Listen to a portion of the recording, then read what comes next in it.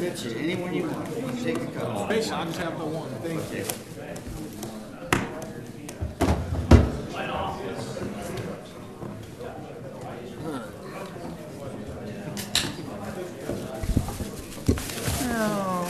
So do I Diet Coke? Oh my goodness. It's just about every type that you have. Even in my fridge, and the wife's getting mad at me because I'll be insulted if you don't take one. Okay, I'll take one. Like it's student. All right, I'll phone you. Take a couple of them, yeah. Take as many as you want. But sure? strokes. Why do you I already know. Yeah. just found other stuff to do? Thank you. All right. Got into GIS and then just All right. Did you have a Merry Christmas? I did. Thank you. I really I don't did. remember when I decided to. Been in my fridge, and my wife says I need to get rid of them, or she's going to start eating. You take several. No, I think this one is Yeah. They're beautiful. Yeah. And then if I We get sure make them All right. too long, then it's oh really? Interesting. What's up, Jake? I'd like to call our January 3rd, 2019 City Council meeting to order. And we are going to have an opening, the prayer and pledge offered by Council Member Jake Garn. Our Father in heaven, we bow our heads humbly before Thee with gratefulness for this wonderful free land that we live in and for the safest city in America, Kaysville, Utah. We're grateful for all that we have here and all that we enjoy, the wonderful lifestyle. We're grateful also for those who serve in as first responders and police force and public works and all those who keep our water running and our roads safe and provide those emergency services that we all need and desire that add to our quality of life. We ask that as we consider issues this night that we may be guided by Thy will and make wise choices and decisions. And we also ask that the people of Kaysville may be blessed in their endeavors to work and provide for their families and live in a safe community. And we say these things in the name of Thy Son, Jesus Christ. Amen. Amen. Please follow me in the stand and follow me in the Pledge of Allegiance. I pledge allegiance to the flag of the United States of America and to the republic for which it stands, one nation, under God, indivisible, with liberty and justice for all. Thank you. Thank you. All right. Welcome. All right. We do not have any recognitions and presentations tonight, so we'll move on to declarations of conflicts of interest. Does any council member have any conflict of interest tonight? Seeing none, we'll move on. With all to take down all 25 acres. So we would love to have a little time on the market where it is known that you can have smaller parcels. I think that's been a great movement by the bank on this. To your point, Mayor, this is a part of the problem with AFCU. They're a credit union. They're not a developer. So to get them to say, to go in, do the entitlement process, divide it up into the commercial lots, there's no way we're going to get them to do that. But if we could say, take Ivory, get the 10 acres going, and have Ivory under the same desire that you guys have, present a plat, because it's going to have to be subdivided. You could go through a subdivision process on the 10 acres and then plat the other into some commercial lots at the same time. Hmm. And then we could have Ivory do it as part of their... any other comments? All right. Councilmember Garn. Yeah, I just have a question. Is the only reason and I totally accept the evidence, over the past 16 years, the reason this is a subpar retail area only because you mentioned the access and accessibility. Are there any other reasons? I mean, you would think that the visibility from the freeway would give it, somebody's going to want that, but the accessibility is probably the biggest factor. The residential around it, you don't have supporting commercial other than Boondocks, which is more of like a resort, not true like office or some type of a retail use. Plus, you have all this property here that you would want to see get filled in a higher commercial use, pushing. The commercial users like to stick together, right? Unless you have a standalone somebody going in here. So that was me. Yeah, and I don't have a. What do you think? Well, what do I you, don't. What do you think it's? I would love to know you guys' thoughts on I that. might be rich if I knew how to. Yeah, really. But the one thing that I think is interesting, and I asked this question before, is the possibility of the interchange. If you're looking at that, and I'm not sure what the rights of I know way you were are. saying Forgot. something coming up. Yeah, see where the entrance going south to the I-15 going south, that entrance right there. Right here? Or, right there? Yeah, could branch off and have a Swing frontage around. road running down to the subject property, Some swinging down which this would way, make some- the access pretty ideal, especially if the interchange was reworked with that in mind so that the traffic flow, so that it could accommodate that, like somebody getting off the freeway going south could just flow through. Councilman Garn, I don't mean to be Yeah. rude, but if you do that, I'm not sure you'd get reelected here. I'm sure all these residents want a main thoroughfare commercial, coming that way. Maybe they would. I don't know. But Well, I think it would actually, in my assessment, and who am I to know? I'm not a civil engineer. My grandpa was, but if you bring the traffic there, I think that makes it easier for residents to get to Deseret Drive too. You have an access where you don't have to go zigzag around across the Yeah. train tracks and everything else to get there. the And amount of money it costs to do something over those train tracks with the main on-off ramp, that you'd have to go over the top of it somehow. I mean, if that was in UDOT's books right now, that would definitely be something to look at. Now, just maybe a question for the city, because I know that this isn't just, my crazy idea. I think there has been some talk of redoing the interchange and having that access. Is that correct? Yeah, there's been talk. So I'll use my laser pointer. Talk, no funding, no guaranteed designs yet. But I-15 at 200 North is, if not one of, perhaps is the oldest interchange still original in Davis County, and so it's due in foreseeable future for some modifications. So what that looks like is still different ideas have been thrown out, and knowing of the challenges at this intersection at 600, I believe it's 600 West. They're up at the freeway. They've looked at some potential frontage road type designs to get direct traffic, at least coming off of the freeway straight through onto Old Mill and then down Deseret as a proposal. So there's been some very conceptual discussions of that and ideas thrown around. But Is that the only option? So it was always going to go down Old Mill, or I guess there are rights of way issues if you bring it further to the south? That's all that I've seen personally. Again, it's not done, so there's still always more ideas that could be thrown out and done. I think the challenge is crossing the railroad. So they're typically extremely reluctant to allow new crossings. Typically, if you want a new crossing, at least I know more familiar with UTA and their rail lines, to get a new one, you have to eliminate two existing ones if you want to relocate somewhere.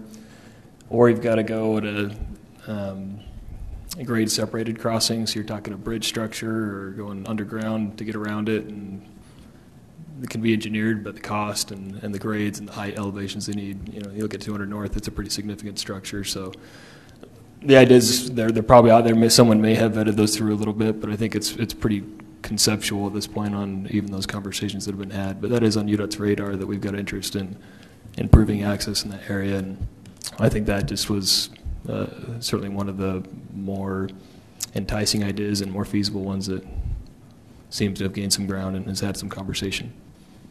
That makes sense. That's all my questions, Mayor. Okay. Other questions or response to the question? Councilmember Adams. I think that to hold the property, though, kind of, so to speak, in abeyance underneath the context of, it's not like we're trying to build a road to Farmington Station here. No offense to your property, and I think that's a compliment to you. And I think we're eye to eye here that it's not like we're developing Farmington Station. And if we were, then yeah, we're gonna restructure I-15 to feed that, which is what they did. But there's just I don't think there's enough call for it. As a resident, would I like to see, even if it just cut up Old Mill, went north of the Church Mills, and so you go on the southbound ramp and come home? Sure, yeah, that would alleviate some stress of 200 North as a resident. But I don't think it makes your property a gold mine commercial. So I don't know. I think it's semi-moot. It's great pontification and great idea, creative thinking, but I don't think it solves the problem. Okay.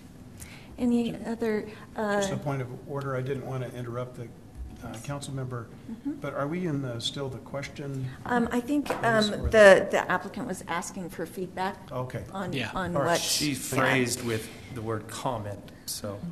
It's all fine. It's fine. All right. Any other? Councilmember Barber. My question would be to Ivory Homes, just how they would, if they bought this property, had the rezone of the residential, remaining commercial. I mean, what's their vision if they're the experts in marketing this? Maybe what I could do is just make 3 more statements and then yield the floor to Ivory to answer any questions.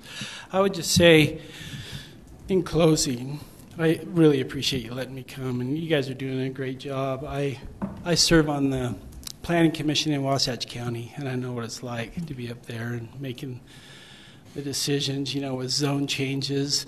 You're always wondering, are you giving a financial windfall to, the zone change? And we're dealing with mostly going from agricultural and 1-acre zoning. They're just not letting us do anything more up there. So, and I would love to see more commercial potential somewhere. I understand that concept. But I would just say in closing, you've kind of left us with 3 options. Well, more than that, but 3 in our mind. To help us work with Ivory and do something. Or how about you guys buy it and you hold on to it? If it's that important to the city and you want to preserve it, we'll give you a good deal. The best deal on the I-15 corridor, and you guys take it. The third is zoning by referendum. I mean, you guys don't want us to do that. Go out and get signatures and try and go that route. So please give us. I know it's been a long haul on this. You guys have looked at this property for a long time, but please give us some consideration tonight on trying to come up with a solution to help AFCU. It would be better if they were a developer, then they could just, try to do something. But thank you so much for your time. I do have one, Mayor. Councilmember Adams. Sir, I do have one quick question, if you don't mind. Yeah. What is the overall feel of the board of the credit union on this matter? Do you know? Is it unanimous? Oh yeah. Okay. And unanimous, and we've not adjusted our price the whole time we've had it listed.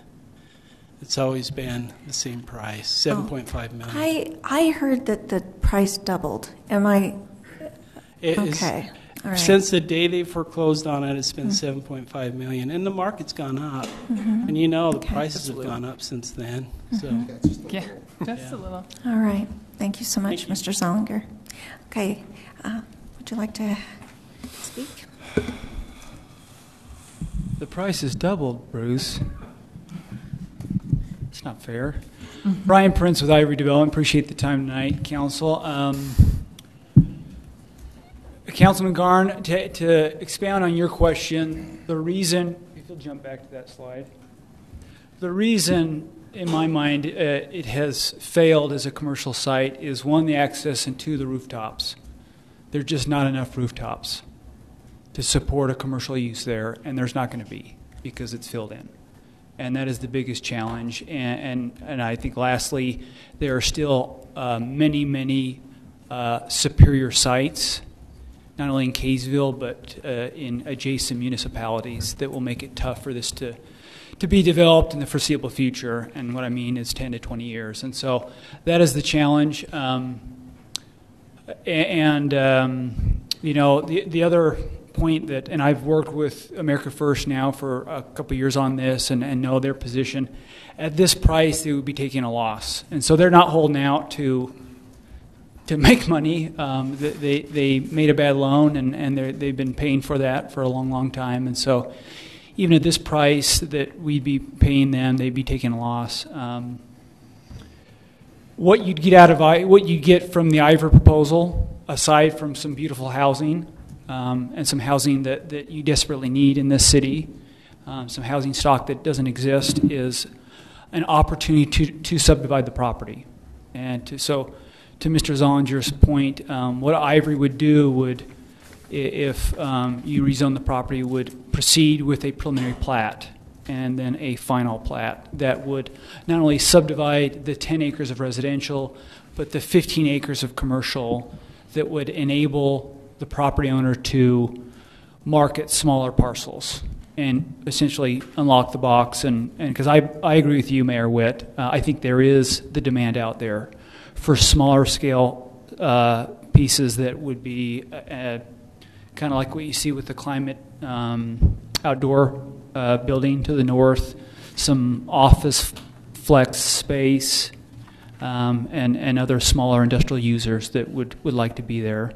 And so that I think would be the big advantage to supporting this, is you would set the property up for success or set it up in a position to be absorbed at a reasonable pace. And so, Council Member Barber, your question was about the housing. We're still envisioning a single-family residential subdivision here, no attached housing. It would be smaller single-family detached lots that's designed around.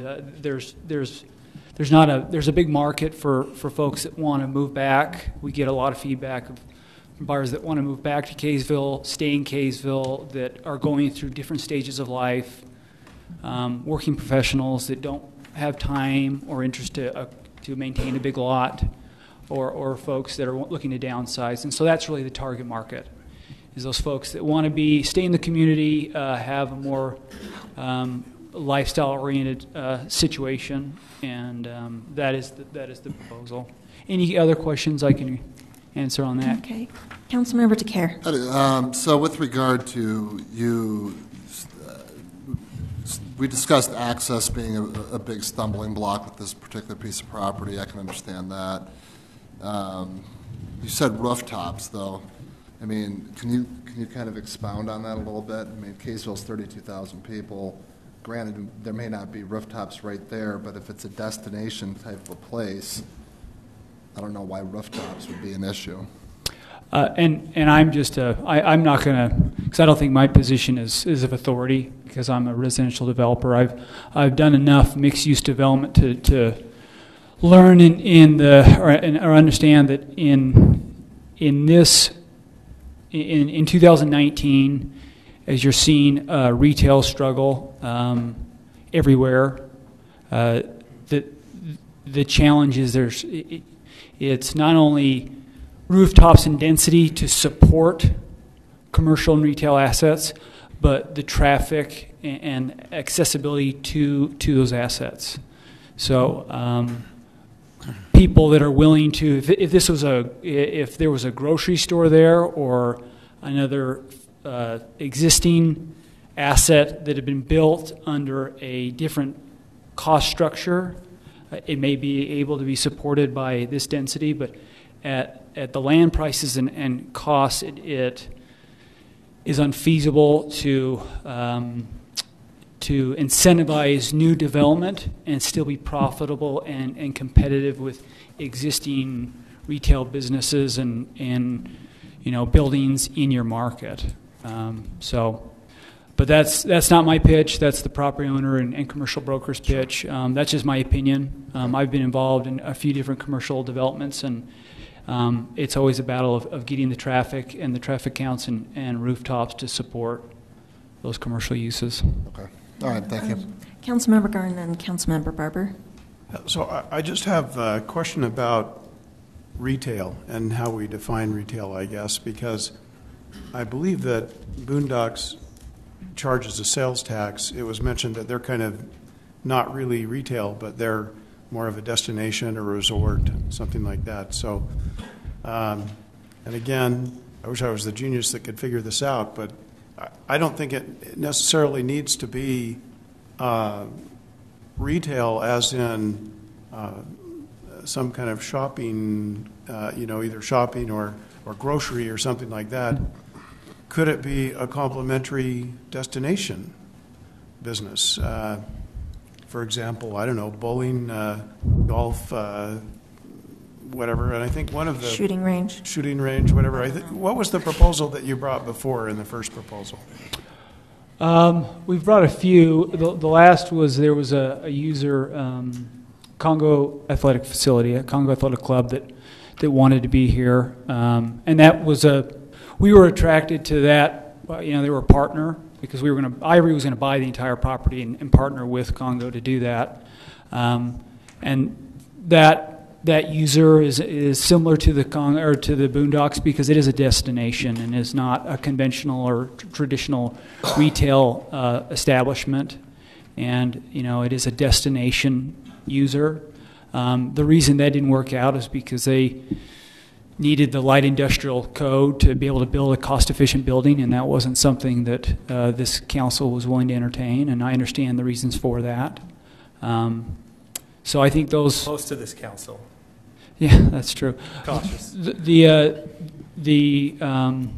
think some of those users are we even reached out to Boondocks and had conversation about, would you be interested in expanding, even taking 5 acres, and there wasn't a lot of interest there. And I'm not going to stand up here and say I've been involved. Bruce and Patrick and Seaberries have been the organization that have marketed the site.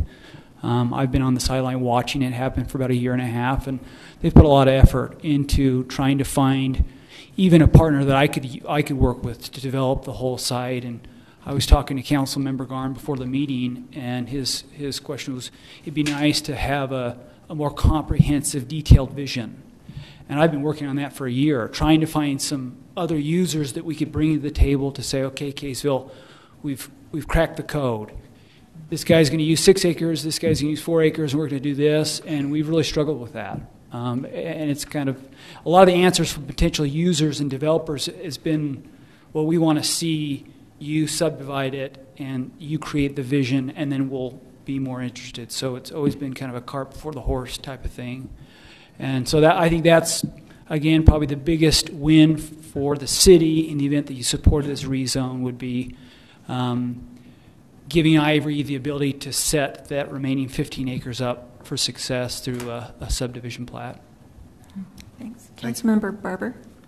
Okay. That was my just leading on my last question. Yep. So Ivory would be buying the full 25 acres from America First? We wouldn't. So we would just buy the 10 acres, but we've got an agreement with America First to, through the subdivision planning process, subdivide as property owners.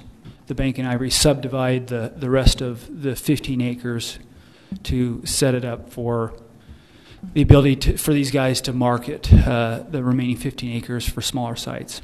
So even though you wouldn't be the owner, you'd be the broker of sorts? No, we could run a subdivision. We could run a plat that contemplates both of those uses as multiple owners. And that actually leads to my next question. Is last time you were here, you presented your preliminary idea. I don't want to say preliminary plat, and I really liked it, especially because I'd been at almost all of your open houses you'd had, and I could tell there'd been a lot of consideration in changing that. And it's one of the better, I thought, laid out residential plans. I liked how you had those.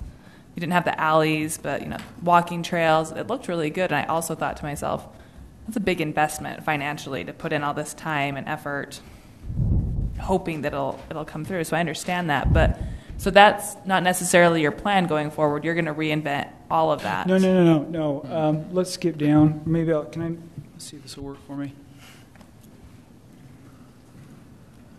Yes. Are you doing it? That wasn't in our packet, but I remembered it from last. Okay, here we go. All right. So this was the original, very ambitious plan. Of 5 acres of commercial and 20 acres of residential, all single-family detached.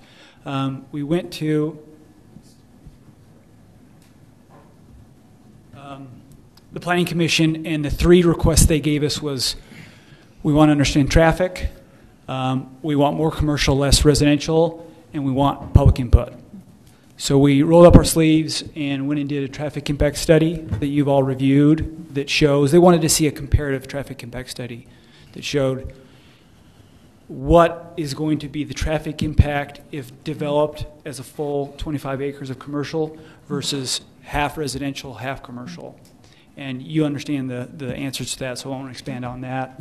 We committed to more commercial. And then we had 2 public open houses, one at the library and then one at Boondocks. And the one at Boondocks was very helpful because I personally invited through letters just the surrounding neighborhood. And it was more of a collaborative discussion about what their concerns were, what they wanted to see, and that was very, very helpful. And I think we were very successful in appeasing and making that neighborhood feel more comfortable with our proposal. And from there, we came back to the council with half and half commercial, half residential. And that commercial was, like Lyle mentioned, a light industrial use. And Councilmember Barber, I think this is what you were. So we envisioned the same thing, but just smaller. It would just be.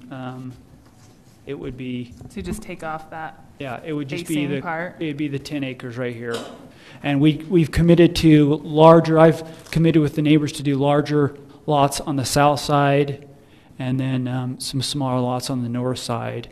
The residents really like this because they realized it would be a nice buffer long term. Once this was built out as the 15 acres of commercial, it's a nice buffer between them and those commercial uses.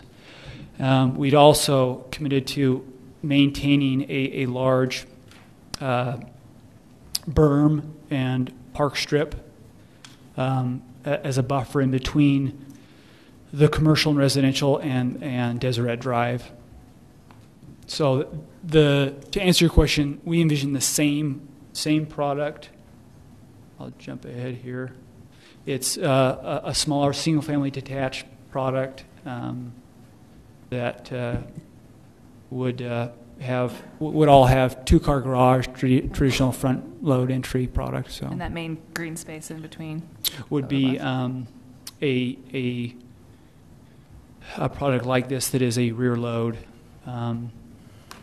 front entry that has a paseo space going down the middle or down on the outside. So if you're cutting off that section, that front-facing section right on the road, to leave that open for commercial, would you still maintain the park strip the whole way? Yeah, I would propose, because I think it would be great for the subdivision and for the city, and we would do this through the plating process, design in, and a part of it's they've just run that big gas line, so a big section of that is not going to be able to be developed in any significant way. So we ought to take advantage of that easement and put in a big buffer, kind of like what you see. I think I left. Okay, that. It would be much bigger. It would be probably 3 times the size of that park strip and berm in between Boondocks and Deseret Drive. It'd be about 40 plus feet off the existing curb and gutter. That we'd be happy to commit to landscaping our frontage, and you could make that same requirement with the commercial development. Councilmember Page. Yes. Yeah, this isn't a comment, just a clarification. So on the commercial end of it, you're not there's not going to be a purchase. There's no subdividing to make it smaller lots. You're basically just going to give kind of a plotted out for the credit union. Is that what you're planning? No. So as you know, with the subdivision process, if you approved the land use change to what we're proposing tonight, we've agreed to run a preliminary subdivision plat on the entire 25 acres that would show the design for the residential subdivision along with the general commercial 15-acre site that would define some lots that would be subdivided through a recorded plat. I had one comment on that. You'll essentially just partner with them, right? Yeah, we'd run, we'd be signing the plat on behalf of Ivory Development. America First would be signing it on behalf of their property. And What we would do, Councilman Page, is we'd subdivide it into smaller sections, but if somebody wanted to buy multiple lots, which we see that a lot, if there's a larger user, they'd take down 1, 2, 3, maybe 4 lots, or then it just gives us the option of selling smaller lots too. So we've seen that quite a bit. And if there was interest in 2 of those parcels for a 6-acre site, that user could run a final plat that would absorb those 2 into 1. It'd be easy through your ordinance to accommodate that user. But it'll make it a whole heck of a lot easier for these guys to market 2 to 6-acre sites that are zoned and ready to go, and utility issues would be resolved through our subdivision approval process, if that makes sense. And so the utilities, the design would all be defined through the preliminary and final plat process, and make it easier to attract those smaller users. Any other questions, Council? Councilmember Adams. Yeah, so this isn't for you. Did the letters go out? I appreciate the open houses, so essentially there's been communication, but did the official letters go out, the 500-foot? Yeah, so before the Planning Commission held their public hearing, we did renotice with letters and signs for the 500 feet for this new request. Not one person's here to speak on it? The notice and the letters that were sent out were specific to the public hearing with the Planning Commission, but I don't believe there were members from the public at that meeting either for the date that they were noticed for. There was a hand raised. Is that? Pardon? A gentleman in the back did raise his hand. Is he here to speak on this issue? No, I don't have anybody signed up for this. All right. I did have, Sign-up sheet. when the notices went out, I had 2 neighbors that lived directly south in the old mill subdivision reach out to me, asking if we were going back, was it true? And I had a few conversations with them and encouraged them to come. And they'll see them tonight, but I'd be happy to forward on that contact info if you'd like to chat with them about it. I received emails from a few. But. Okay. Councilmember Adams. I like the idea of the half-acre buffer to the south. Would that be a half-acre buffer, or will it match their zones on the south side? No, it would be, they'd be 7,000 to 8,000 square foot lots.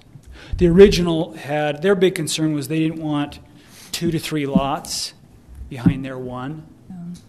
Right, Yeah, and so we've been down that road before. Yeah, and so we said at the Boondocks open house, that was the big conversation was, well, what would you like? And we talked through lot widths, and we came up with a design that were 7,000 to 8,000 square foot lots, so it ends up being 1.5 lots behind the 1 lot, and they were okay with that. And we're going to push the smaller lots on the north side next to the commercial.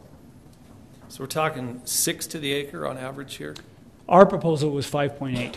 5.8? 5.8 units to the acre. Thanks for breaking that 0.2 down for me there. Well, that's exactly what it was. Okay.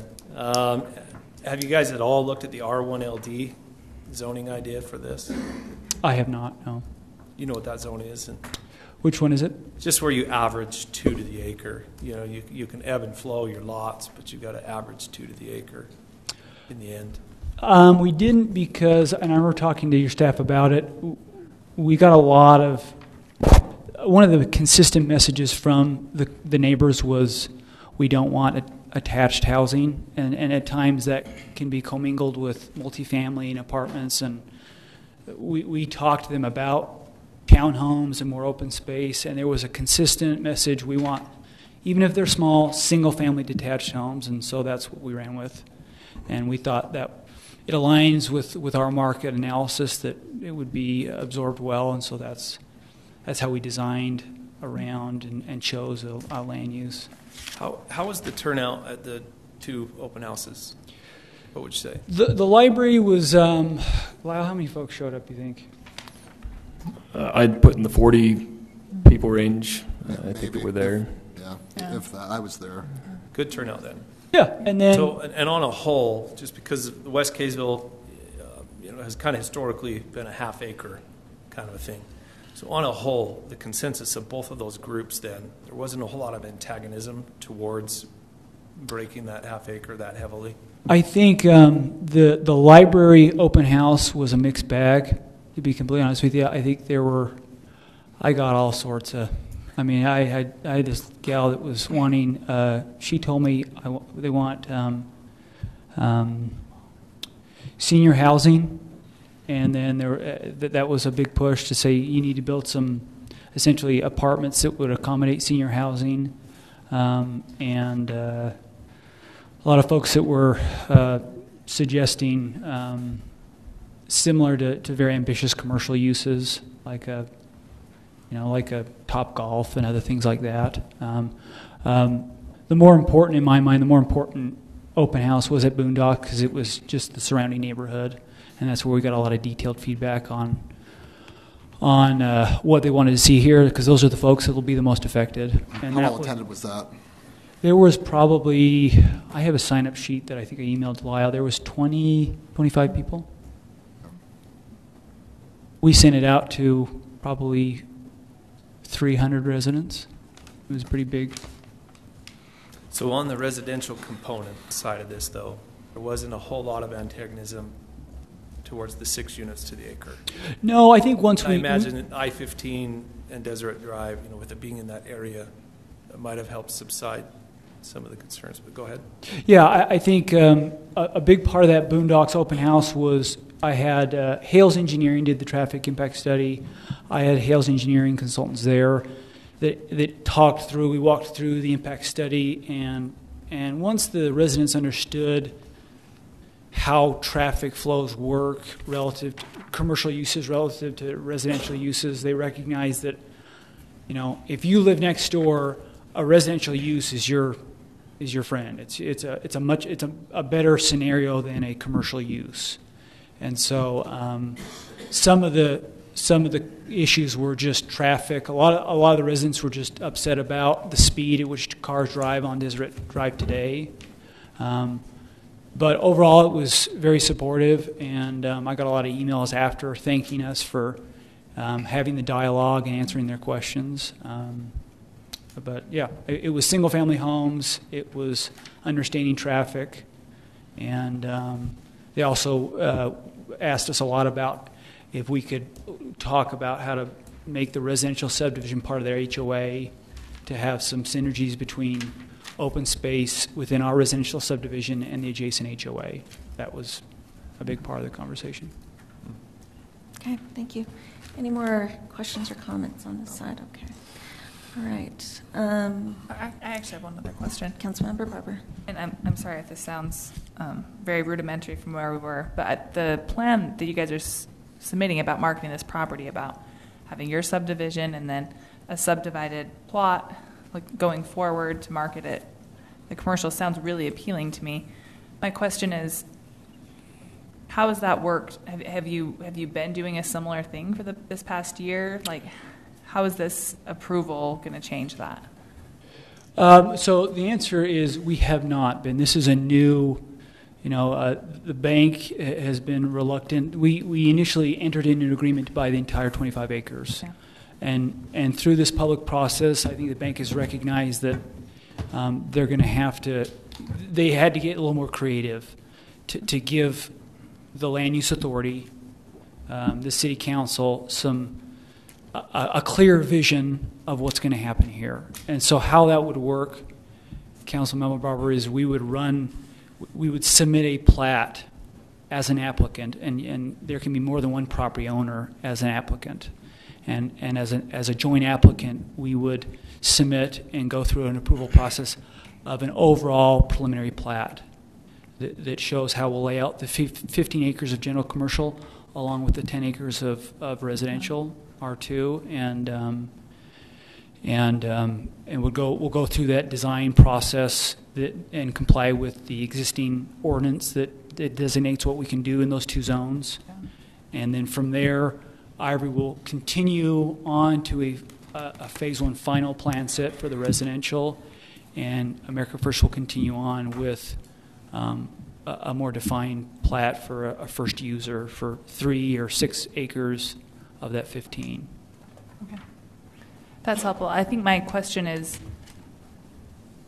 regardless of the decision made tonight, that'd be great. You asked for feedback at the beginning, Mr. Zollinger. I think that would be great feedback, is we would love to see that. We'd be really excited about that creative thinking. This residential part looks really great to me. Like I said, I really like that plot, but I think that's feedback that I would give is that's exactly what we're looking for.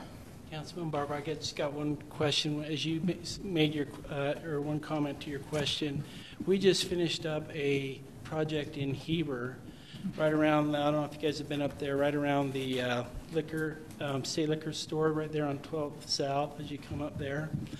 They were the only one, and Wells Fargo was under the same scenario, had this commercial piece there, and they subdivided it. They got the liquor store in there. They were the first tenant. Then it sat for a little while. Then Tractor Supply went in, which I don't know how much. I mean, this might not be a bad Tractor Supply spot, 3.5, 4 acres. Then it started to gain some momentum. Yeah. And in the last year and a half, all 15 acres have sold.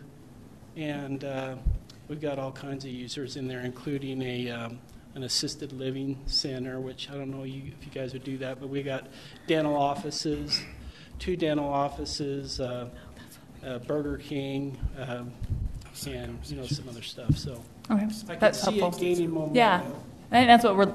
Anyway, I can save this for comments, but I think that is fantastic to hear. Thank you. And what I recommend is that I'm happy to have that be a condition that you make, that a condition of approval is that the applicant run a preliminary subdivision and subsequently a final plat that contemplates the entire 25 acres and not just the 10.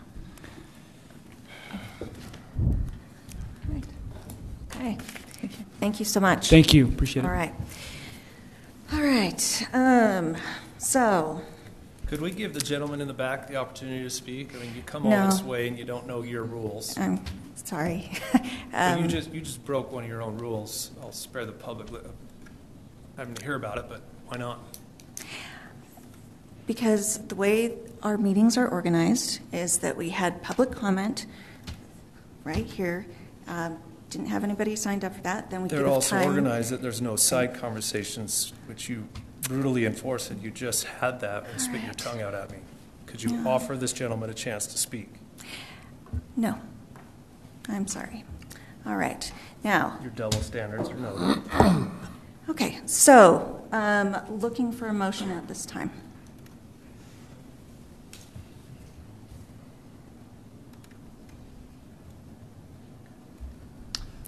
I'll move to decline request to rezone 10 acres of property at approximately 700 South Deseret Drive from general commercial to R2 by Ivory Development. Do I have a I'll second. Okay. It's been moved by Councilmember Jacare, seconded by Councilmember Page. Any comments at this time? Councilmember Garn. So even though this motion has been made to deny before we vote, I don't think that's a denial on use of the property, obviously. Although I don't have an answer, and don't have a lot of real grounding, but I believe, based on what's been said here tonight and just common sense with the visibility, without even considering the fact that maybe access will improve at some point in the future, that there is a design that will be workable in the near future, that there is, that combines commercial and possibly some mixed use as well, and so that would involve both the applicants.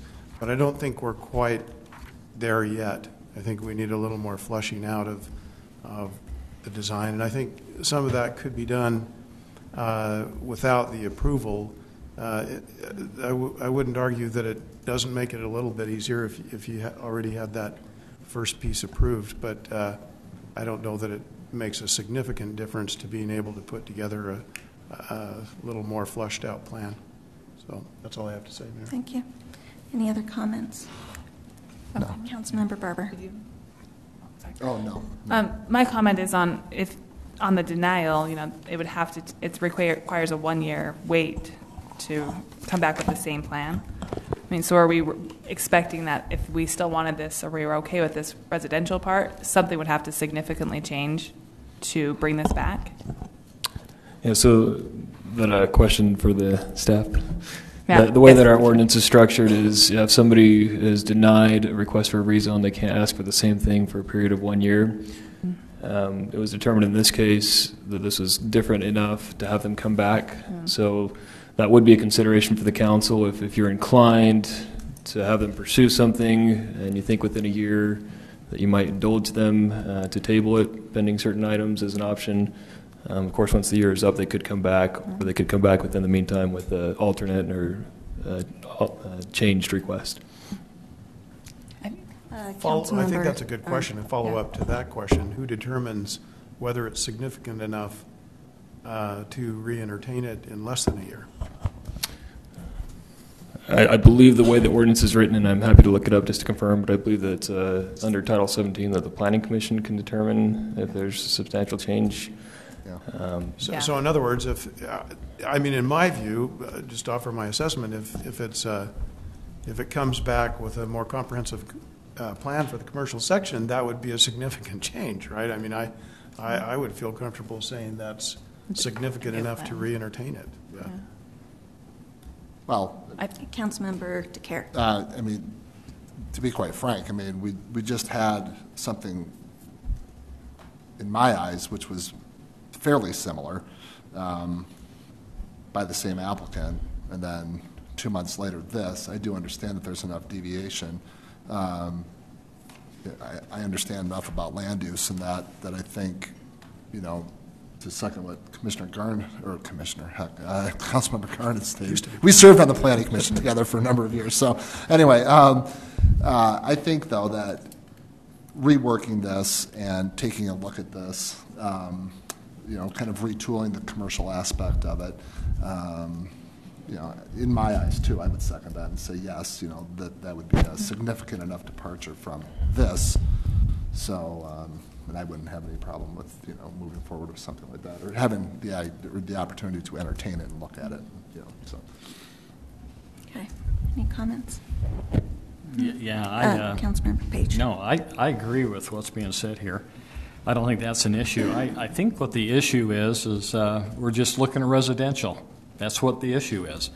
I think that there hasn't been really any marketing on the aspect that, and I really like the idea of making the lots smaller where they're more marketable and all those kind of things. But I think the proposal we have here tonight doesn't guarantee anything on the commercial end at all. And I think that I'm in favor of a mixed use. I really am. But I still want to see the commercial aspect of it. I've seen way too many of these projects go residential, and then the commercial, it seems like it always takes a little bit longer, and then all of a sudden it goes residential. And that's a concern to me. And we're not like our brothers and sisters right next to us, the other cities. They got a lot more commercial than we do, and that's a concern I think that the council has, and our tax base isn't the same as a lot of cities, and so I just think that we need to get creative on this. It does have issues, it does have problems, but I think we can make something work on it. So I would just like to see that. Okay. I would say that this has been worked on, and it was noted that we did just re-up Better Cities' contract to continue to work on this, but there's been no bites. Can somebody offer one real bite that has been there on the commercial side? Shane? Yeah, we've worked with more than 2 organizations that have put in offers on this property that were commercial and viable, and ones that we were very excited about. Aside from the gym, Right. and so where are they? Well, they wanted to break up they didn't want to take down the whole 7.5 acres. The first one didn't. It was a high-end indoor gun range facility that only wanted a couple of acres, and they weren't willing to break up the parcels at that time. And then we had another one that, as Mr. Zollinger referenced, that put in an offer about the same time that Ivory did. So, it was less offer than Ivory made. So, also a viable commercial user that we were very excited about. Okay. Okay. All right. So we've had comments. I think we're ready for a vote. Councilmember Adams. May I suggest and request that we take a 5-minute break? Sure. We can take a 5-minute break and come back. I just have a question with Nick. We probably need a motion in a second and Okay. a vote on that. For the break. Okay. Yeah. All right. Would you like to make that motion? Motion that we take a 5-minute break. I'll second. Okay. It's been moved and seconded. Councilmember Adams. Aye. Aye. Aye. Aye. All right. We will take a 5-minute break and we'll What was your be back. What's your question? Stand your ground. I wanted to know the process. Oh, Yeah, because we were right in the middle of taking the I vote. know. Yeah. I agree. So, I wondered if your question was if we could not talk to each other. Because that would be valid. I would prefer if you do not. All right, 5 minutes.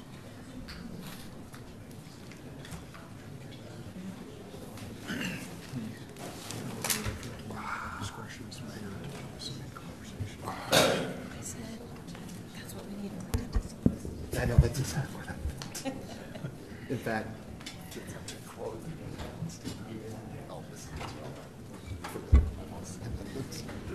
yeah, he's very colorful. You don't need more.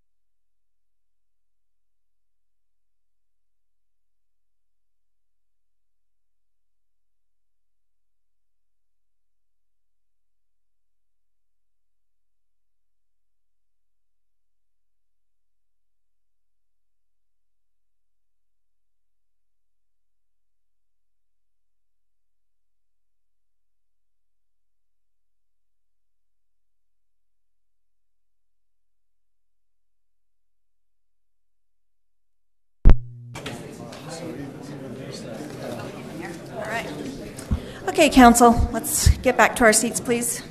Thought out as far as the residential is. Right. All right. All right, we're about to take a vote. Michelle. I don't know how to run the list. Okay, so here we are. We're taking a vote. The motion is to deny. It's been moved by Councilmember DeCare, seconded by Councilmember Page. We've had comment, and we're... I had one more comment. Yes, Councilmember Barber. I think this went back to my 1 year wait that they come from. I think it sounds like we're really liking the idea of this. We're just not finalized on it. We want some more details to come through. I hesitate to deny because I think there's such viability in this proposal. It's just not quite complete yet. So I would love to entertain the idea of tabling the item. What happens in that case? Can they come back with the same proposal with more information on commercial? So you can table it in one of two ways. You can table it indefinitely with some conditions that you would like to see. You know, you'd like to see some commercial or whatever. Or you could table it to a date specific.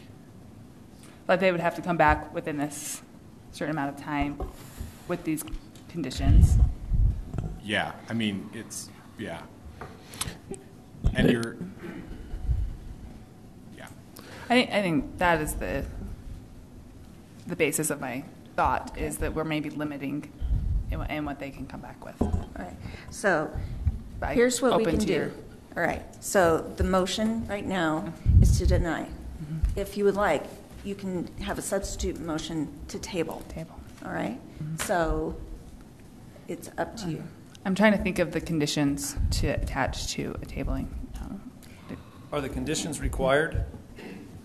No, you don't have to have any conditions. Really, You could it just will. table it. Yeah. Yeah. I offer a substitute motion that we table the item. I'll second. Okay, it's been moved by Councilmember Adams, seconded by Councilmember Barber to table. So we'll deal with this first. All right, Councilmember Adams. Aye. Nay. Nay. Aye. Nay. Okay, motion fails. So we'll revert to the original motion, which is to deny. Councilmember Page. Yay. Aye. Nay. Aye. Nay. Okay. So Deny. to deny.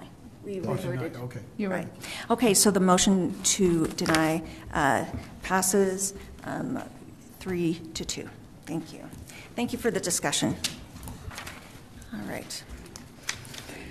Okay, now we're going to move on to work items, and we're going to have a discussion talking about fiber.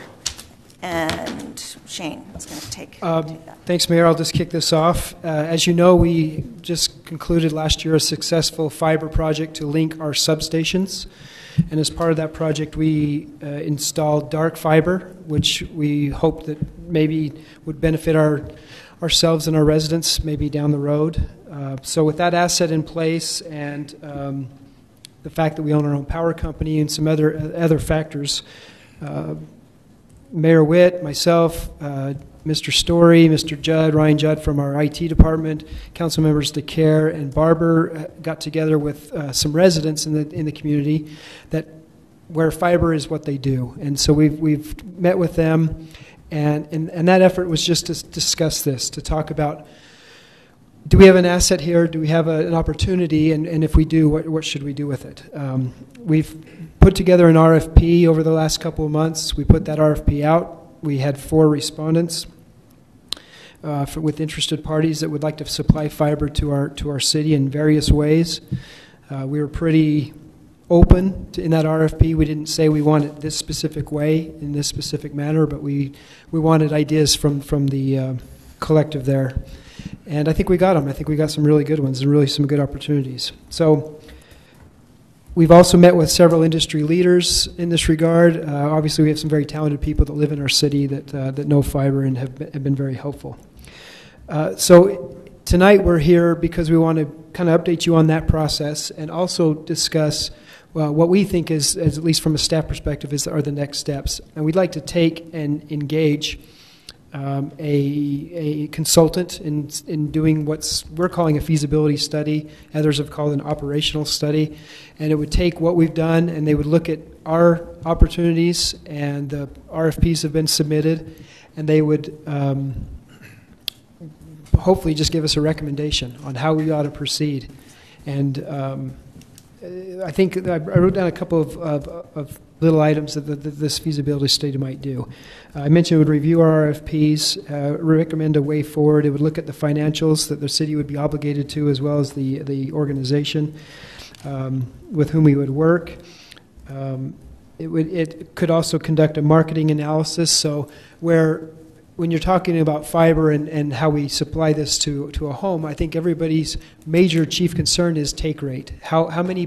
What percentage of the people are going to actually sign up for this fiber to make it viable? And that they could do a marketing analysis that could give us some level of comfort when it comes to that take rate. And we also have some proposals where we feel like our worst case is a pretty strong case. So some of you have probably seen on Facebook and other social media outlets, we put out a survey. We've had over 800 people respond to that survey. I think a lot of discussion that's taken place on Facebook. A couple of results from that survey that stood out to me is over 96% agree that fiber is an essential utility in our city in 2019.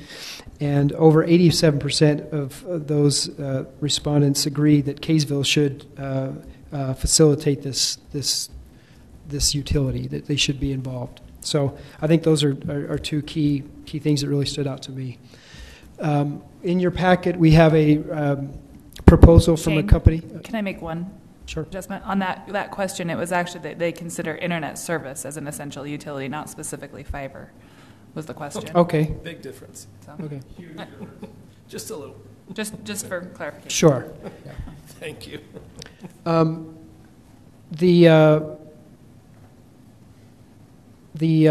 In your packet, there's a proposal from a company called CTC, and in that proposal, they propose to do both this, what we're calling a feasibility study, as well as the market analysis. I think the total there is about 70,000, 72,000, something like that. And we've since gathering that proposal, we've found out there are a couple other companies that we feel comfortable with working on this. This is a very specific, very technical analysis that needs to be done, and Ryan has been tasked with putting this, getting some other proposals from some other organizations. So we're presenting this tonight to you, to the CTC, because we feel like that's a worst case scenario number. We're talking about probably millions of dollars in expense if this is a road that Kaysville goes down. And so we feel like that's an important thing to do, and we need to do it very carefully. So we're opening this up to discussion. We're just in the work meeting, so if you have any questions. Thank you, Shane. And I did want to recognize Andre Lortz and Brett Tarbox, who were on our technical advisory group that helped us go through and help write the RFP. They helped us sort through the responses afterwards, they and a couple of others. So really wanted to recognize the efforts of our community members. And as we've been going, and of course, both Michelle Barber and Strode Care also have expertise in this area, and they served also on the technical advisory group.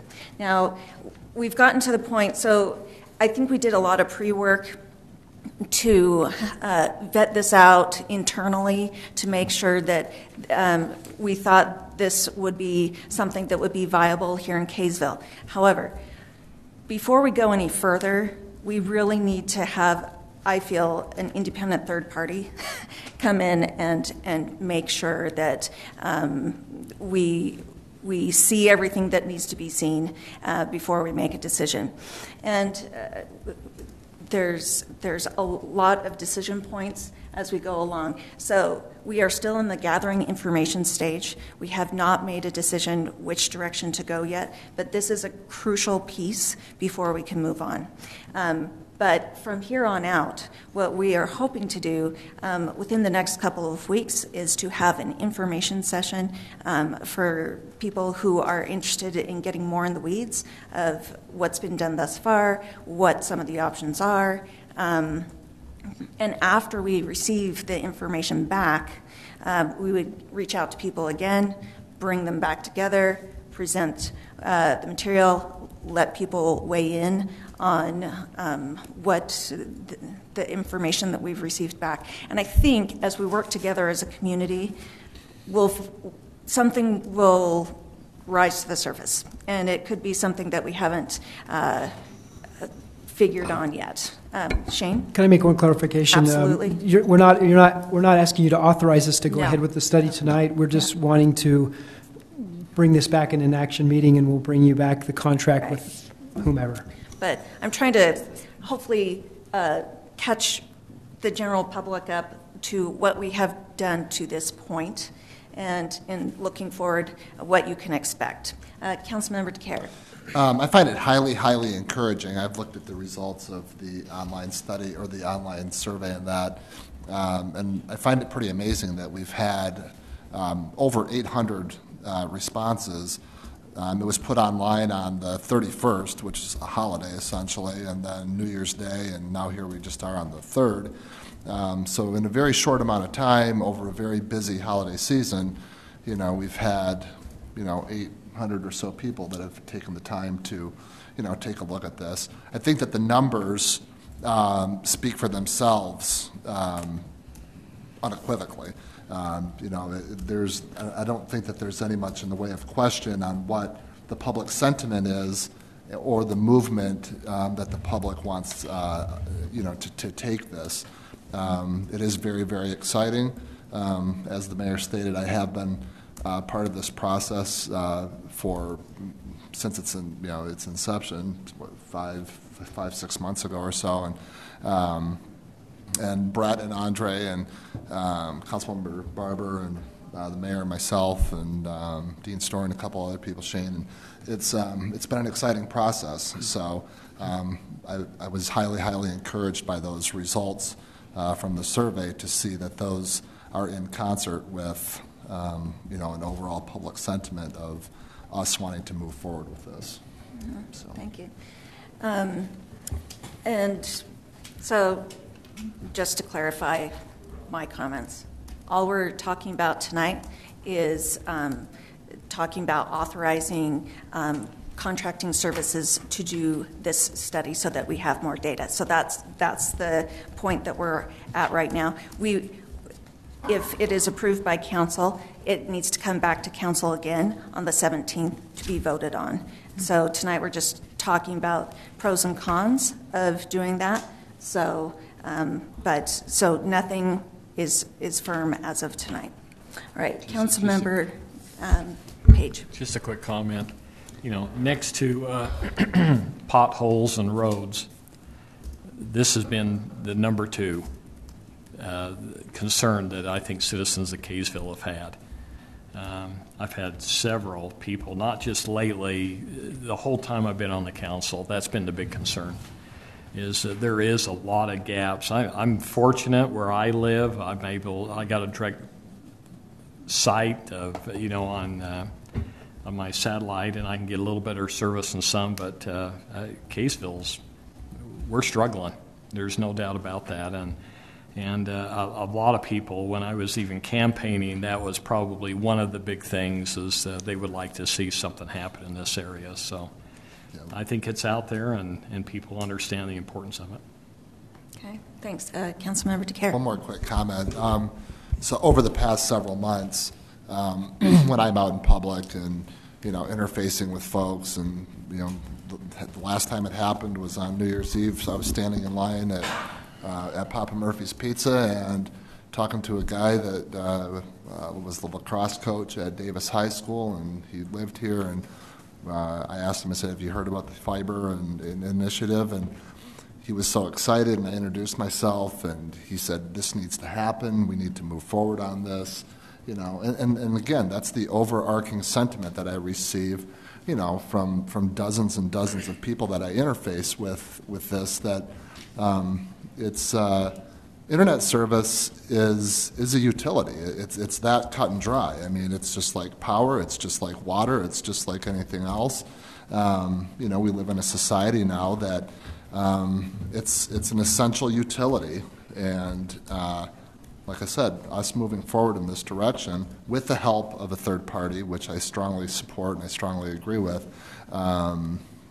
is moving in the right direction. Councilmember Barber, did you have a comment? Awesome. Several. Thank you. Shane did a good job of bringing the community up to speed where we've been on this project. It's exciting, no question. Just a couple clarifications. I know we talked about how this investment that we're dealing with tonight is just the investment of contracting with a third party to give us outside analysis and consultation, which direction to go, if this is a worthy endeavor. And I think that's fantastic. I think the comment you were making about it costing, you know, millions of dollars, I wanted to clarify that it has the potential to. It has the potential to be nothing. We have the potential of realizing this isn't a direction we want to go. So we're not committing to anything more than that. And then I'd also say, on this survey that we've put out, I'm excited. I think that the way I interpret the high response rate is interest in the project, interest in the excitement. It's a technical thing. We all use internet. I think there's really no question of it being seen as a utility, whether we, you know, already realize that or not, just how essential it is to our life. But I want to also be hesitant in over analyzing interest as viability, and that's why we need this third party to come in and say, is it actually going to be financially viable? Because most of us already have an internet service. A lot of us are, you know, already satisfied with them to some degree. So that's what we need to decide. This excitement does not equal whether it's a good idea or not. Just want to clarify with that. But I do think it's a fantastic thing to provide, and whether it has to be, you know, what degree the city is involved, that's what we're in the process of figuring out. Yeah. And something else I'd like to mention is that whenever possible, I like the private market to meet the needs. And I think because Kaysville is small, we don't get the attention that we want from the commercial market, and so some people get left out because we're not Salt Lake, we are not Ogden, we don't have a whole lot of people. If they're going to make that kind of, if the retailers, commercial retailers are going to make that investment, they're going to start somewhere with a lot more people than Kaysville. So still interested in looking for options, but another thing to mention is, as we go forward, the funding and everything, we're trying to make sure that it's the subscribers who end up paying for this and not taxpayers. So we're looking at making sure that, and we're looking at doing wholesale, not retail. We don't know. You know, so there's lots of different options. So anyway, yeah, Stro. And I think that's one of the main reasons that Councilmember Barber and the mayor have just stated why it is important to have that independent third party come in and, you know, take a look at things and be able to. I mean, these folks do these things for a living, you know, to kind of guide us and help direct us. Granted, we've accomplished a lot of things in the past 6 months with this. It is very exciting, you know, and but it's about more than that, though. You know, like Councilmember Barber said, it's, you know, we have to look at, you know, a viability and a feasibility angle on this, and I think by bringing somebody in to take a look at things from all angles. An expert, if you will, you know, is of vital importance. You know, we have an opportunity to do this right, and, you know, we want to hit a home run. We don't want to strike out, And I think, that's essentially the bottom line of it. So we have a tremendous opportunity before us to do something really great for our entire city, and we want to make sure that it's done correctly. Councilmember Garn. So I agree with everything that's been said, and I won't repeat anything, but I would like to say that for me it's a question of when, not if, and how you do it so that it's successful. But frankly, this proven technology that's going to go in this direction, so we just need to do it right. It's not a question of if. So I have some questions. If the subscribers pay for it and you only get, let's just say theoretically you get 10% of the population who want to opt into it. So that 10%, they bear the full burden of the project? Because you're saying the taxpayers aren't going to pay for it. I just don't think we know those answers yet. We've put some models. Would they theoretically, because the statement's been made that taxpayers will not be burdened with this. Only it just depends on how we go about it, because with different companies, we would be more insulated than with other companies. So with some, we maybe the city would have to backstop that, which is what's done in some other communities. Is it's not it's not a burden that those that have the take rate or the 10% carry. It's a burden the city carries. But maybe you could set it up that way where it's just those that take it. There's just so many different ways, and it's so complex, and it's there's just so many ways to skin this cat, which is essentially why we're wanting to have somebody help us out. Models. Yeah. And we will not go forward unless a market analysis says that it would be financially viable. Understood, but the statement was made that taxpayers will not pay for this. Only subscribers will pay for this.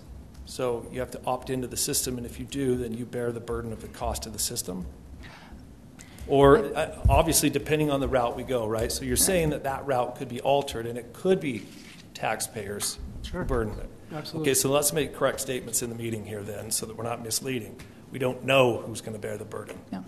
Because I've seen that statement on Facebook too. We don't know who's going to bear the burden. We don't. So let's make a correct statement going forward. Let's not mislead the people.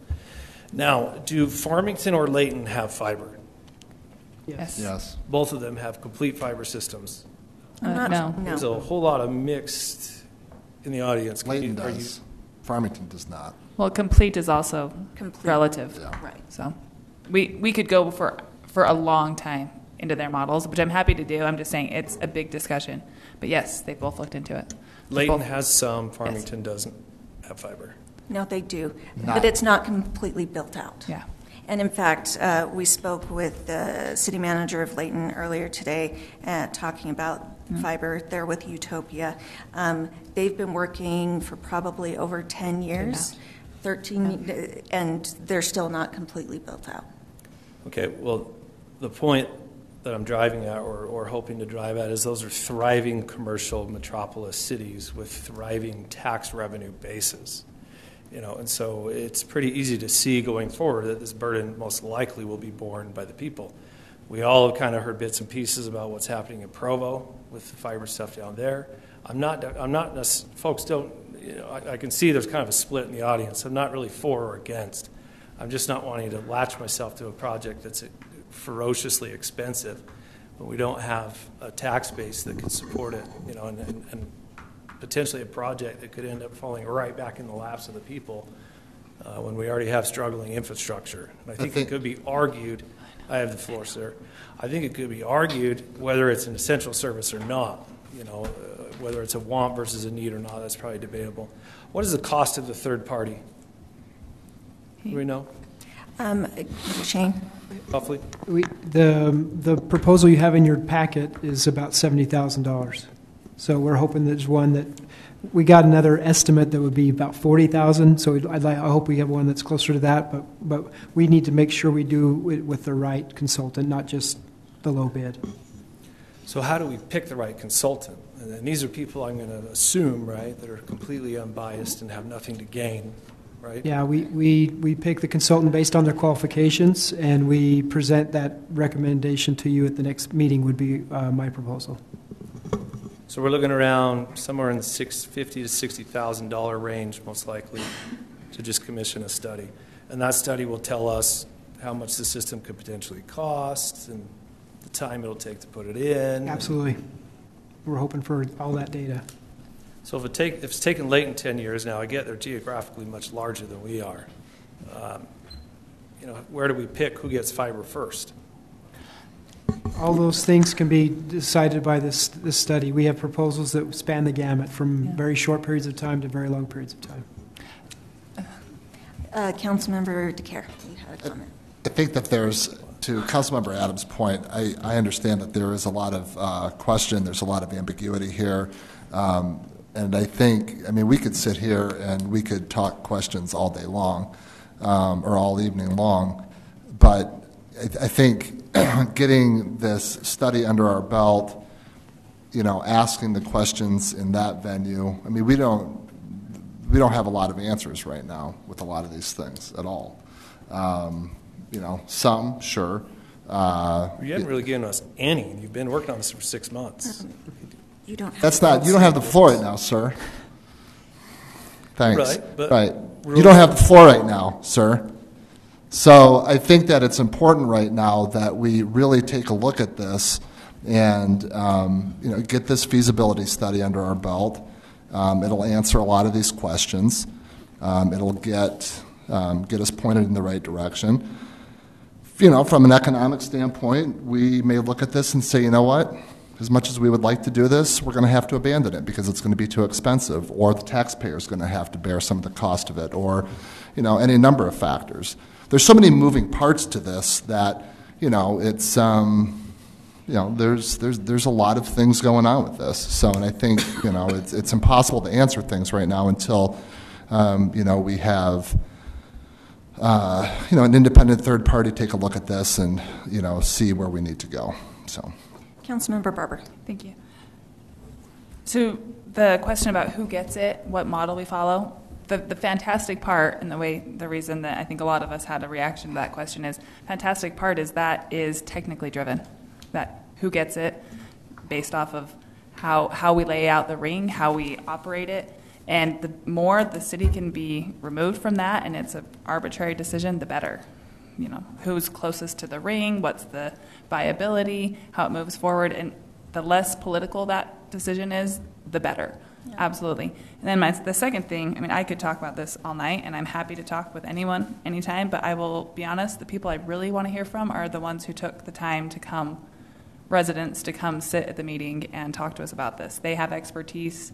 They have a lot of input that they need to give, and that is why we're going through this process. I'm very excited to work with them, hear them tonight during the public hearing and continually, because we don't know. We don't truly, I've spent countless hours, I know lots of us have, looking at all the different models. That's why we can't give great questions, but I'm really glad that we're not on the bleeding edge of this. I'm really glad we're not Provo, who went out and tried something really unique. Now we can learn and make a really educated decision going forward. Thank you. All right. Any other comments? No. All right. I think I would look for a motion to move this to action item. So moved. I'll second. Okay. It's been moved by Councilmember Garn, seconded by Councilmember Barber. And any final comments? Okay.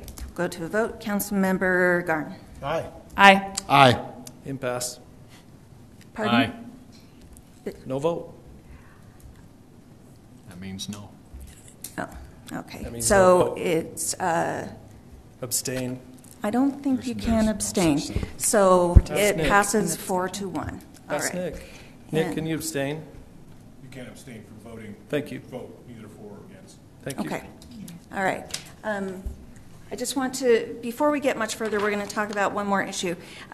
We have a public comment sheet. There's 2 more slots available if people want to sign up on that.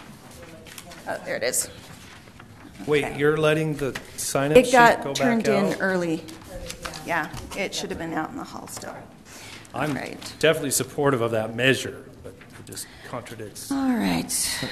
Okay, let's go to UTA request discussion, please, Shane. Mayor, the UTA has come to us and is requesting some land for an expanded bus stop. It is the bus stop that's located really close to the fire station on Main Street. There's several ways we can do this. We, of course, can say no. They're willing to pay us for an easement or to purchase the land. We've talked about this in development meeting, and Chief Erickson and I have walked the site with UTA. And our suggestion is that we just donate an easement to UTA. I think as we're a good partner to them, they can in turn be a good partner to us down the road. And this isn't a great deal of money that it would be worth anyway. And I think maintaining our ownership in the land would be also a wise idea. So, again, a work item. If you have any thoughts there, we'd encourage you to move that to action for next time. Okay. Councilmember DeCare. So from the way that I'm looking at this, I mean, I have looked at this a little bit. We're talking about essentially 134 square feet. Is that what I'm seeing in this? Yeah. Okay. Just wanted to make sure there wasn't anything bigger in front of us. Kind of a big deal.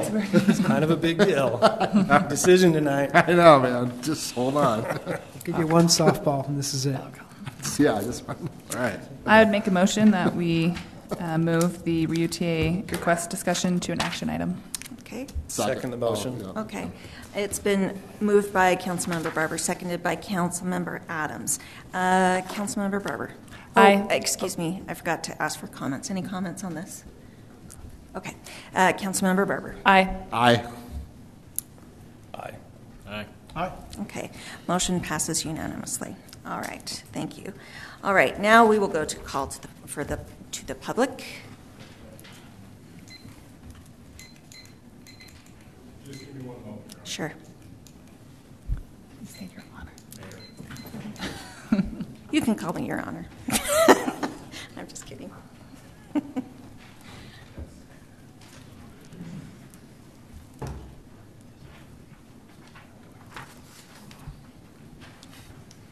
Thank you.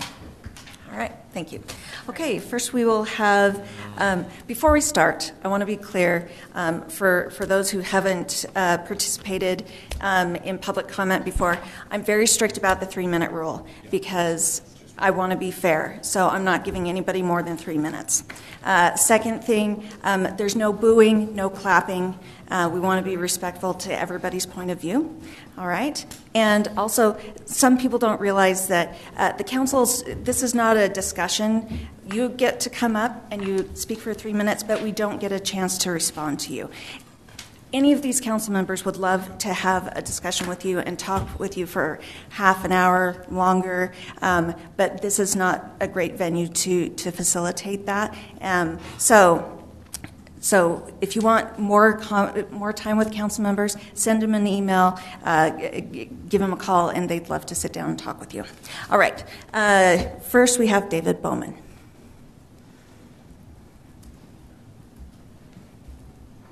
Copies of my 3-minute statement here for anybody that wants to see it. As a brief introduction about myself, I'm currently a resident of Kaysville. I'm an IT director for a local school district, and I've spent almost 10 years working in the government and education technology sales, specifically focused on the sale and use of internet for schools, cities, and counties. I played a role in development of fiber networks for multiple cities in Idaho, statewide run fiber networks in Washington, Idaho, and Utah. I believe that government has a role in providing utility services to its citizens, in particular where it's proven economically difficult or impossible for private companies to provide services. I do not believe, however, that Kaysville is experiencing this problem. The majority of homes in Kaysville have at least 2 internet provider options. If we take cities in our area as an example, Provo is one of the biggest failures in municipal fiber in the country. The city spent $30 million on the network that ultimately failed and was sold off for $1. It's essential we learn some lessons from our neighbor cities about what makes these type of projects fail. Multiple research studies, in particular from Widner University and University of Pennsylvania, clearly outline 4 major areas of evaluation that are often overlooked. I urge the City Council to take careful consideration of these pitfalls. Number 1, the initial investment is generally higher than planned. Number 2, take rates are systematically overestimated. Take rates are defined as the number of people who will sign up for a service. Any model of the cost is based on a prediction of revenues. As the city will find out, forecasting these numbers is extremely difficult. Private companies that run internet services employ more people than our entire city's population just to do the forecasting of these numbers, and they are still deemed unreliable by shareholders. 3, revenues earned are lower than expected due to response from competitors. Companies like Comcast and CenturyLink will respond to the pressure, and as such will drive customers away from anything that we might build. Layton is a prime example of this. As their fiber services have rolled out, Comcast has developed special pricing offers for those saying that they are switching to Utopia, the Layton's chosen provider. And then it has even assessed harsh early termination fees to discourage residents from switching providers. Number 4, operation costs are often underestimated. At its lowest level, even the payroll required to maintain and run a small fiber network is more than $100,000 a year, not to mention the equipment required. In the same studies mentioned before, over 20 municipal fiber projects were evaluated. 11 of these generated negative cash flow. 5 are projected to take more than 100 years to recover their costs, and 2 others are projected to take over 60 years. Only 2 of them are on track to break even. A common argument is that fiber attracts business. However, it is important to note that businesses are very knowledgeable about their internet needs, and they rarely purchase or take advantage of fiber-based products because they just don't need it. In my personal experience, fiber to the home, or fiber cities, is an example of policymakers seeking the cool thing and losing sight of sound text policy. I urge the City Council to carefully evaluate if our city is truly in need of government intervention where we already have reasonable service provider options. I would be happy to present in more detail to this body or to any of you individually with more details about these points. Thank you for your time. Thank you. Rusty Cannon, please.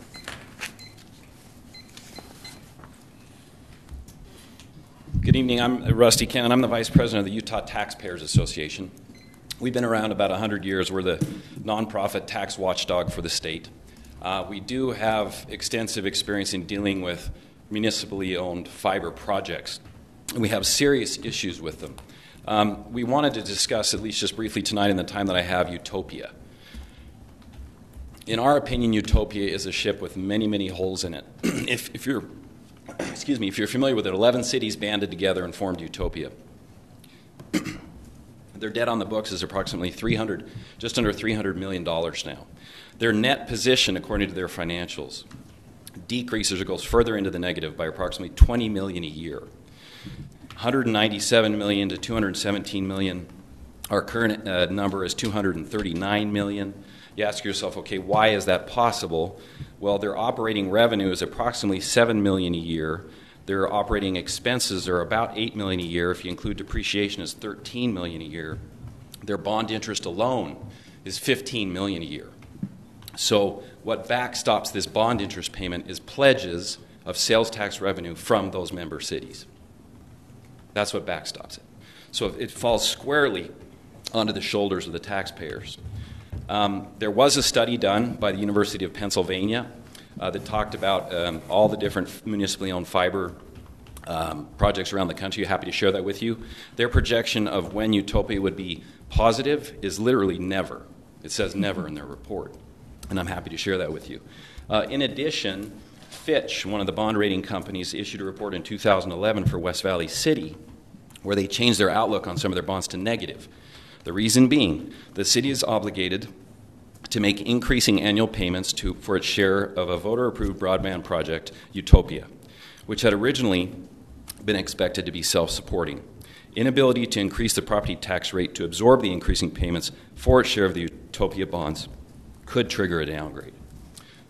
Last of all, we just wanted to say government should never be in the business of business. And if you think about a home that I recently sold had the little phone jacks in the corner, right? This home was only built in 2006. Those are completely obsolete. What if the government funded and supported that project? It's now completely obsolete.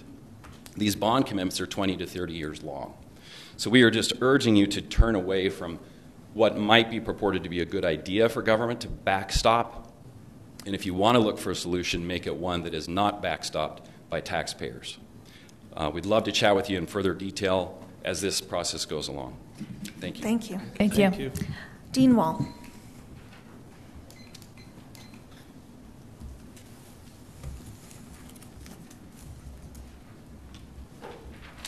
Thanks for the chocolate, Dean. Yeah, you bet.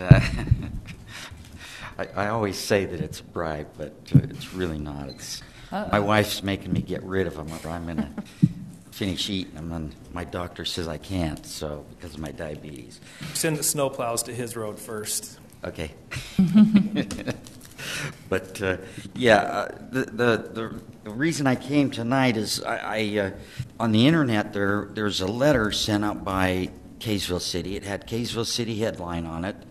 There was no name at the bottom of it as far as city, but they were recommending a specific company for insurance in case the sewer backs up, or a water line breaks and it floods their home, or something like that, because the city doesn't have that liability. And I was just a little concerned about the city recommending a specific company to do that insurance portion of it.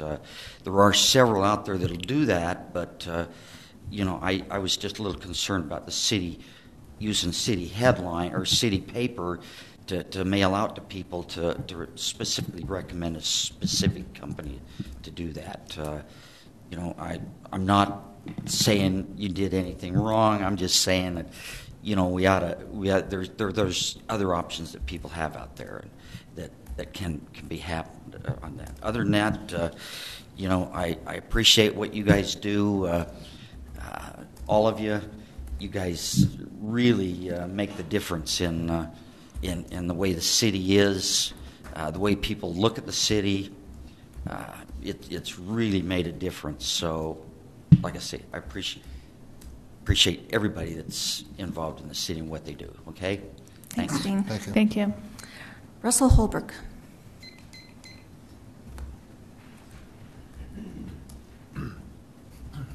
Russell Holbrook, nearly lifetime resident of Kaysville or this area. And my current home, where I live, I just live west of the Davis High parking lot, 475 South. You drive down that road, you see the big bright U. Uh-oh. Yeah, Can they get controversial? Anyway, I would love to have 2 internet options. I have one, and I have to sign up for a business line to get the faster speed with DSL. And probably at least every 12 months, I call one of the satellite companies that are around and ask them to come get on my roof and try and find me a different option. And there's just not. Am I in favor of fiber? I am if I don't have to pay for it if I can't get it. Okay, I'm just above 50 West. I know they brought the fiber through there, if I recall. I'd love to have fiber if we could get it, but I would pay for it as a subscriber. I wouldn't want it on the tax base. Okay, but I would propose or ask that if you take your other providers like Comcast and ask them to finish building out those neighborhoods that don't have it, because I can literally throw a rock half as hard as I can and hit a Comcast box across the street. It's that close, but I can't get to it. I've called Comcast, I don't know how many times. I've got cell numbers of people that I text, well, how's it coming? Because they're telling me they're going to do a feasibility study, and I'm not the only one in the neighborhood that doesn't have it. I've left messages for Dean Story and haven't gotten calls back. I just, I heard, it's hearsay, that there's an actual agreement in place with some of your providers or Comcast that if a resident was within so many feet that they have to build that out, and that there's some sort of a construction moratorium right now that won't allow them to do that, but that might be getting lifted after January. It could be hearsay. Looks like it is. I have not heard of that. Okay. I would just like to be able to explore another option besides DSL. I mean, years ago, I still have a satellite dish on my roof, which would be replaced because of the hail, but that's pointing towards Magna, that I got coverage for a little while, and it was basically one direction. It was either fast down or fast up. It wasn't, either. But anyway, I would like to see if before you push fiber, if you could push, some of the other providers to finish building out at least I don't care about anybody else's neighborhood but mine. Thank you. That's how it goes. Holbrook. Thank you. Mike Webb. Hi, my name's Mike Webb. I've been a resident since 1998, and I'm a radiologist. I work at hospitals between McKay Hospital and Intermountain Medical Center in Salt Lake, but predominantly provide services here in Davis and Weber counties. I live in Kaysville. I take call approximately 2 to 3 times a week, and as a radiologist, the work that I do is very bandwidth intensive. A lot of large volume cases come across the internet for us to review on call. And I live over by the cemetery on Hodds Hollow. I have a couple of internet provider options, both of which I've used, and both of which have been very unreliable.